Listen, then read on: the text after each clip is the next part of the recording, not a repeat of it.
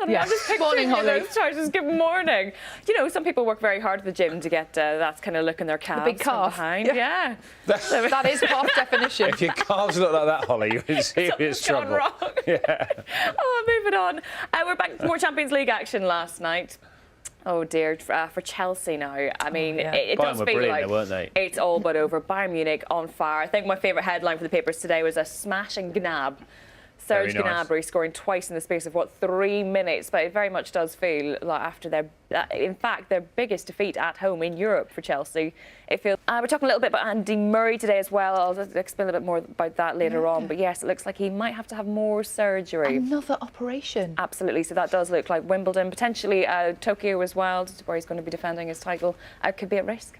But more on that later. OK, thank you, Holly. Coronavirus chaos, yeah. Well. Much of the back pages, apart from Serge Gnabry, been all over the back pages today. It's fine. It is absolutely fine, yes. So there's a lot of panic going on. You do get that impression. But talking about the Olympics, inside The Guardian today, this was a really interesting... Which individual sport gets a Barbie doll? Yeah. Well. OK. Which one do you want? I want to kick... Oh, I want that one. Which one? Taekwondo. Oh, OK. Jay Jones. Sure that can be arranged. Nago, in our Olympic challenge. I wonder if Jay Jones is nervous about that. I think I would be. She took a hit from Latala Mohammed in here, just like that. I can imagine somebody in the health and safety department of the BBC just fainted on the spot at that Don't point. hit her. Sure, what's over there? Quite different types of bread that people are after these days. Yeah, well, Toast is still not enough because Tesco are clearly making big changes there. Wow. Interesting story. It's creeped in the Telegraph, but broke late last night. Overs a lot.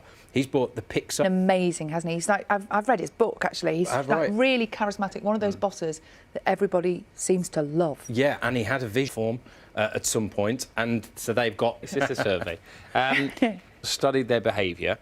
And they said you become less and less considerate. Is that because they calculate this? Well, that's a very good question. But they've studied all these people. They looked at their cars and they've studied their psychology. There's this little extra bit as well. Is that you? I was going to say, is that you, Dan? No, I don't drive any of those. I know. I've never doubted you. Snowflake driving. We never ever doubted you. Imagine being one of the people who did the survey. The conclusion. I have no empathy. Yes, you're to blame for everybody else. Yeah. The for sale sign outside. Thank you very much for the moment. See you a bit later on. For Chelsea, I mean, it does just feel like, that it's going to be a long way to go. It's a long way back. It's a long way back from here. And it's funny for Frank Lampard, thinking back to 8 years ago when it was at Stamford Bridge where they beat Bayern Munich, probably the highlight of his career, to stand by and watch that last night. Well, not easy for him or for any fans. It does feel like an impossible task for Chelsea to qualify for the quarterfinals of the Champions League after that 3-0 defeat at home. Adam Wilde was watching all the action. Will have said that bust at Madeira Airport. That was a bad move, wasn't it? I think that's really what I was thinking of when I said it was something was offensive. But yeah, chocolate one. That's a work of art. That, to be fair. That's very impressive. I wonder how you sort out sort of melting temperatures for that sort of chocolate. You don't want. You know what I mean? Hang on, I'm not soggy. I'm not worried about that. Who gets to eat it? Someone's got to eat that.